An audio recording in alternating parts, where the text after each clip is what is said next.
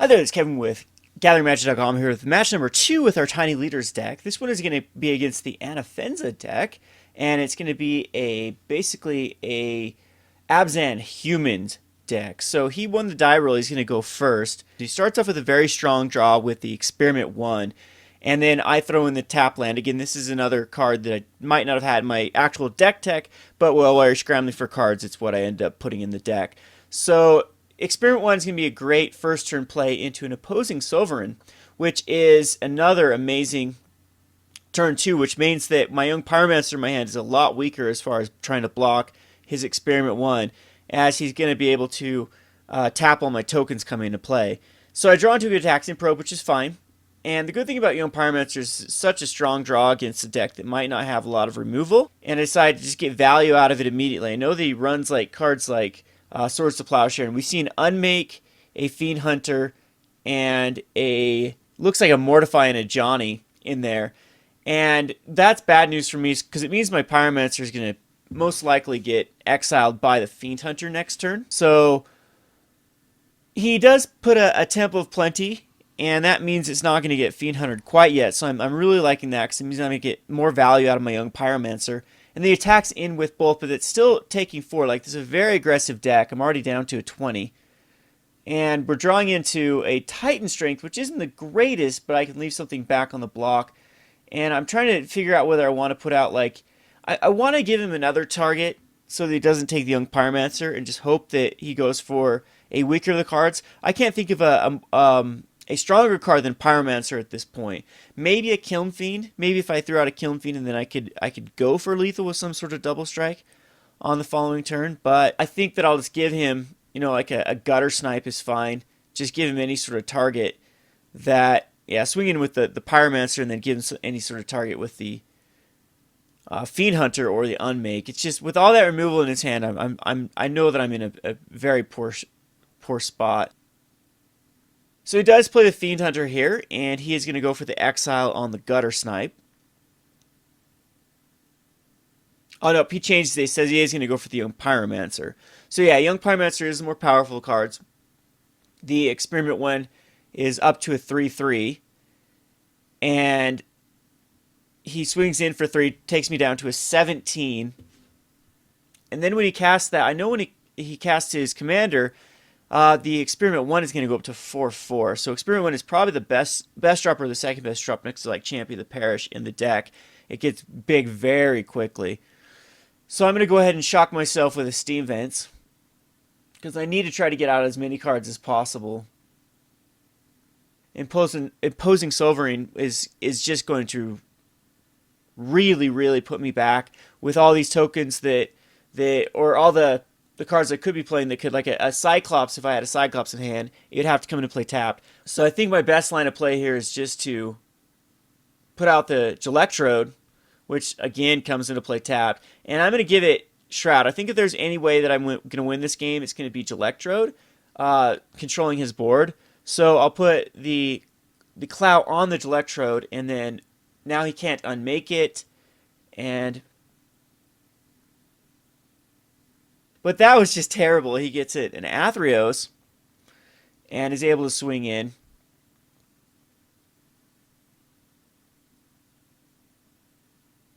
I don't agree with the attack there because I'll kill the Imposing Sovereign. So I'll take 3 from the Experiment 1. And now, again, I have to take the life, though. Otherwise, he just gets it back. And maybe that's what he's banking on. In hindsight, I probably should have just let him have that, because he has a lot of ammo in his hand, and I'd actually prefer him to cast that over like his Commander. So I most definitely should have given back. So I shoot the Fiend Hunter, and then Faithless Looting, which untaps the Gelectrode, and finds a Nivix Cyclops, a Mountain. So we can easily just get rid of the Flooded Strand here. And I go for the Blistercoil Weird in the Flooded Strand. And that means that now I'm going to chuck both the lands. I'm trying to make a decision here about what it is, because I can see the point in like hitting another land drop next turn if I draw into a series of cantrip spells. And we'll hit the Fiend Hunter again. So it goes down to a 2, and then this means that I have to use a Titan Strength. And then I can kill off the Fiend Hunter and get back my Young Pyromancer, but with all like the unmakes and everything in his deck, that's might not be the greatest. And I do have to take another 3 because of Athreos. Because I do not want the Fiend Hunter back in his hand because then he just plays again. Hindsight again, though, I probably should have just given back the Fiend Hunter. Other than I had to use a lot of resources to kill it, but it forced him to recast that, and then I might be in a position to draw into like a double striking spell and just flat out kill him. So I'm not sure that I've made the right plays. Definitely the Imposing Sovereign should be back in his hand and not pay the 3 life. But again, I completely misjudged my life total. It's at 6, and I forgot he had the Johnny in his hand. And this is just game here with a Johnny because he can cast a Johnny, give it flying and double strike. Alright, so we were in game number 2. I decided to bring in a lot of removal. So the Stagger Shocks, Arc Trails, Fork Bolts come in. And then this hand's very, very good. We have 2 lands, which is ideally what we want to see in a Kiln Fiend for a quick kill. And I know that he does play, a lot of removal as far as like Swords to Plowshare, Path to Exile, Unmake, cards like that. But a lot of times we can outrace that. At least the 3 mana cost removal spell. So I'm in a Flooded Strand and then go fetch up the Steam Vents. And the people really underestimate the power of Kiln Fiend. But he does have the first turn Swords to Plowshare, but that's fine because we have the Nivix Cyclops as backup. And again, we didn't get that Experiment 1 draw, so I'm okay with like a turn 2 into a turn 3 if we don't have a evolving 1/1 turning into a larger and larger creature. So it's a High Priest of Penance, which in my deck isn't very good against because it does like slow down any sort of, if I wanted to Arc Trail it, I couldn't really Arc Trail it unless I don't have anything out. I mean, I could easily just remove it right now and then he'd get no value out of it. But I don't have any burn anyway. I just go for the Cyclops and then again, hope that he doesn't draw into another removal. And it looks like in his hand, I can't quite see what it is, but it's going to be a Fiendslayer Paladin, which I'm not worried about, as it does have lifelink, which can be an issue with this deck because I want to hit for the exact amount of damage in a turn, but I get the Hidden Strings, which is one of the more powerful cards in the deck, as I'm going to be able to tap down his blocker here. So I have Merchant Scroll as well. So Merchant Scroll can actually tutor up like a Snap or an Artful Dodge. I guess I just love Snap so much. I think I go tutor up Snap here and just chuck back his High Priest because at this point, I don't think he wants to lose his Fiendslayer Paladin. Yeah, I probably should have went and got Artful Dodge. I'm not quite sure what he could have done to the Fiendslayer Paladin in his deck to just make it bigger, but I just don't want that 2 points of damage to go through with the Fiendslayer Paladin, so I just want to set him back a turn. And so the Snap will then be able to return a target, a permanent to his hand, or a creature back to his hand. And I'm trying to figure out which one. I don't think that I have any sort of evasion in my hand. And Fiendslayer Paladin is a bit of an issue because I can't target it with any red spells. And then I can Hidden Strings here. Yeah, that's right. So I can Hidden Strings and tap down and maybe I should have done that and just tapped down the Fiendslayer Paladin and the High Priest and then saved the Snap for the next turn. So it's going to be 10 damage, I believe is what it is. No, okay, so we will bolt him to put the Storm count up to a 12 and then swinging for 13 damage. So he's going to be down to a 7. Which means any sort of evasion type spell is going to be pretty close to lethal. And then I get to untap 2 lands with the Hidden Strings. So it looks like can't quite see what he drew into there. And decides to throw out his commander. And then swings in with his Fiendslayer Paladin. So I'm kind of liking that. He does gain life. But not. He's down to a 9 now. A 9 is very easy to take care of. And it's not the High Priest of Penance, which now I can easily swing into Anafenza. And it looks like it drew into a Gut Shot here, which isn't the greatest draw. It is a free spell though, and it's going to be a Repeal. Yeah, so Repeal for 3, which returns it back to his hand, puts him up to a Storm Count 1, which we draw a card, and I do see the Shadow Rift, which is an amazing card. And so I can attack in for 4 here. Gut Shot makes it 5, 6, 7, 8 is all I can do. So right now, yep, so 1 damage away. A little bit bummed at that. That lifelink from the Fiendslayer Paladin definitely helped him quite a bit. But I can now untap some lands and kind of fake a counterspell, and he draws into a Gather the Townsfolk, so now he's going to be able to cast both the High Priest and the Gather Townsfolk. And Gather here also, with Gather the Township and Gather the Townsfolk, that's very, very tempting to put in because he is at 5 lives, so he gets 5 instead of 2. 5/1/1 tokens. And then he still has the mana up for the High Priest of Penance. Now I'm going to have to do 7 damage to him, which, again, is just 1 more spell. Because the Shadow Rift is going to give my guy a Shadow and draw a card. And and then I Gut Shot. So yep, I know that I have the kill on board. So I can Gut Shot him, take him down to a 6. So Shadow Rift there. So there's Storm Count 1. I get to draw a card,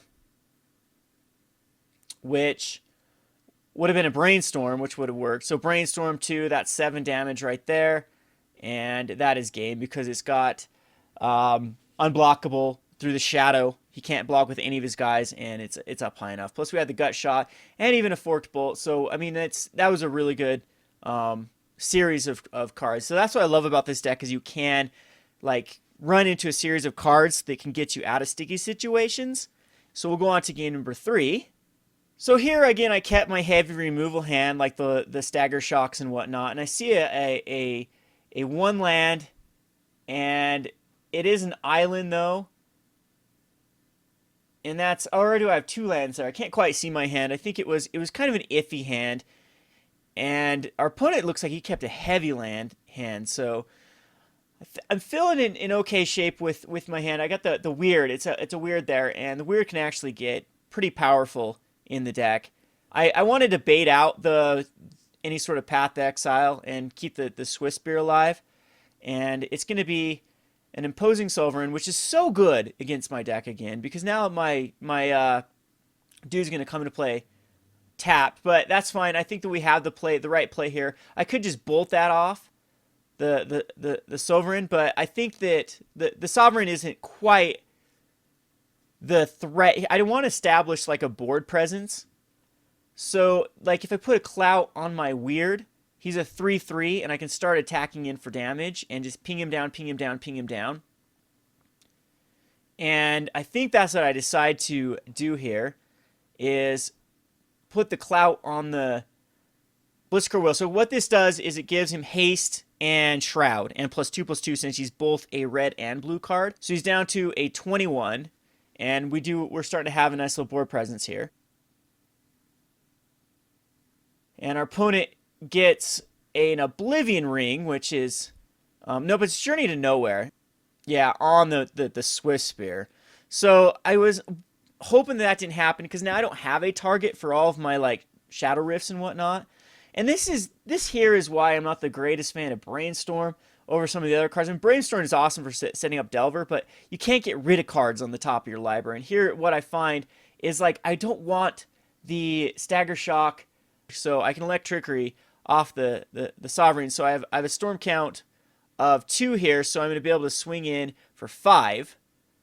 So still feeling pretty good. He's down pretty low, but we needed to hit that land drop. I need to be able to cast those Stagger Shocks and Guttersnipes that are in my hand.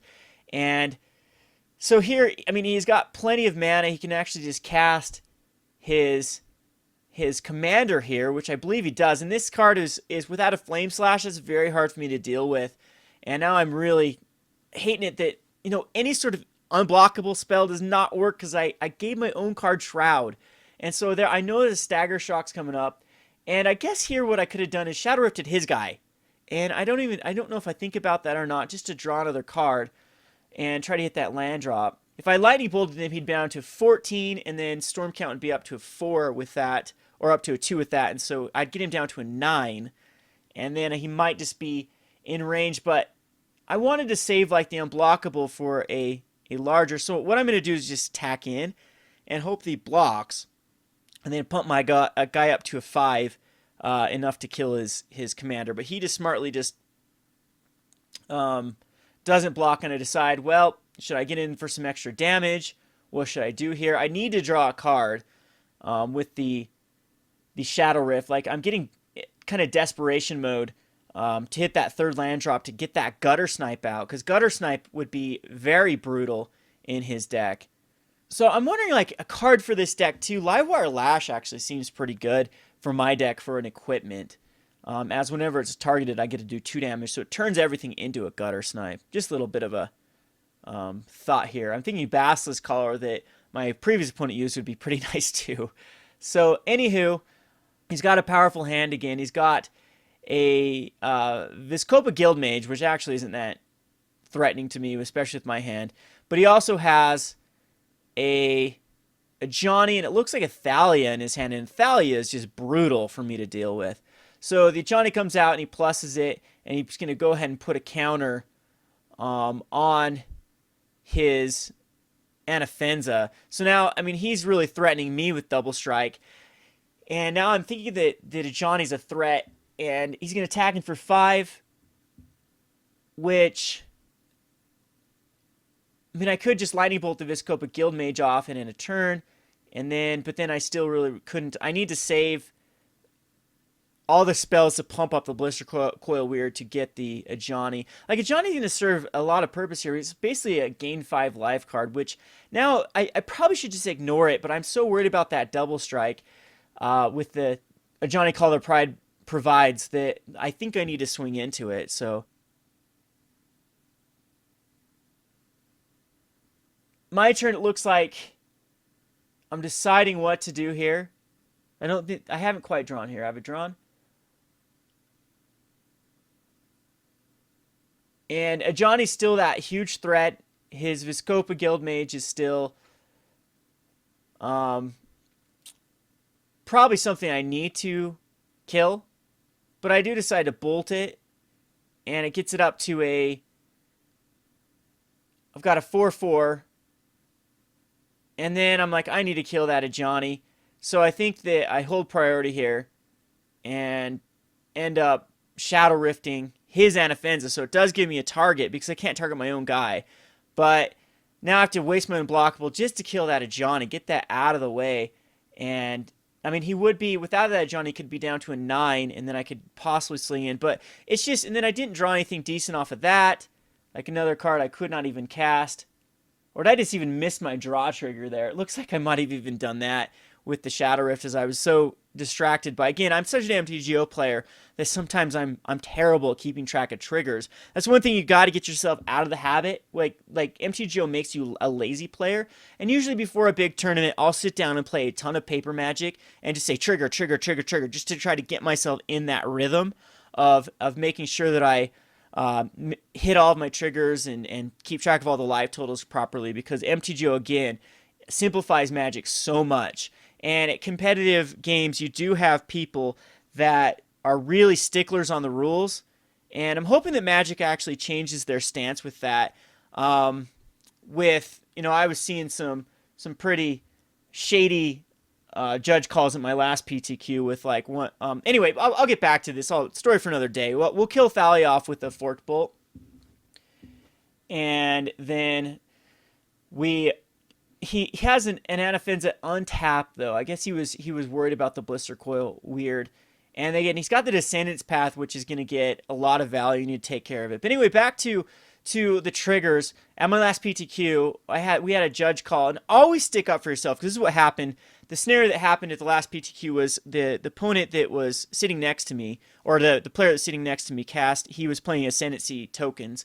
And he casted Dragon's Mantle on his Akron Crusader, and drew a card, and then searched his backpack for he had tokens somewhere else, and he searched his backpack, and his opponent stopped him, called a judge, and said, Judge, he drew his card before the token came into play, so that means that is a mistrigger on the token.